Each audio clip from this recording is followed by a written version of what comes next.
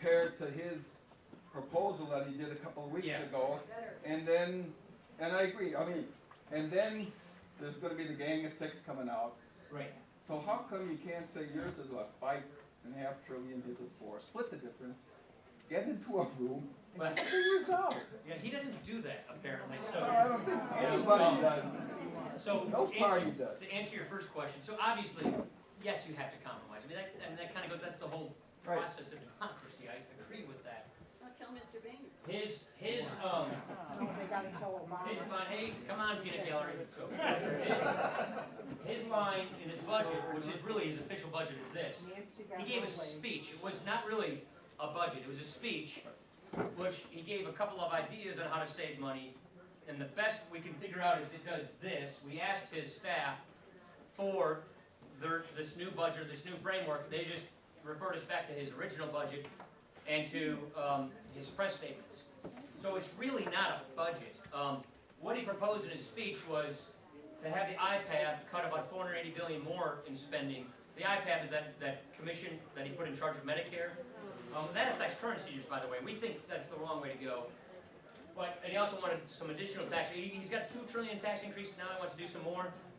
Which, by the way, are you a sub-S corporation or a partnership or a C corp? Me? Yeah. Corporation, no, You're C corp. yeah.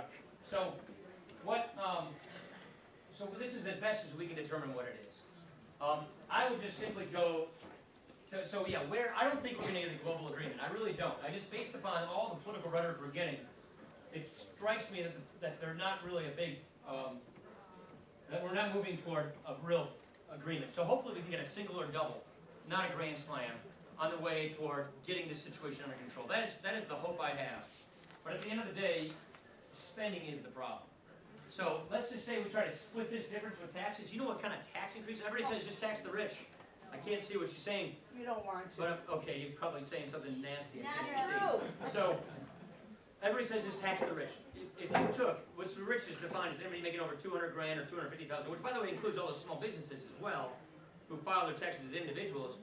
If you took 100% of their income above that amount, it would cash flow the government for about 7.5 months.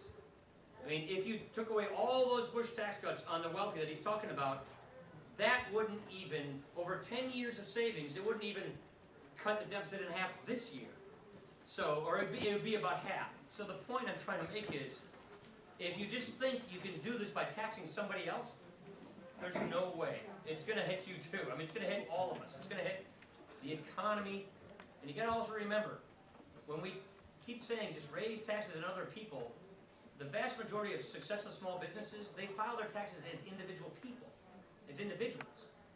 You know, and the president's already proposing their top tax rate goes to 44.8%. You know, and they're competing against Canadians being taxed at 16%. I mean, how do you win global competition that way? So my point is, we don't want to go down the path of trying to tax our way out of this problem, because we will slow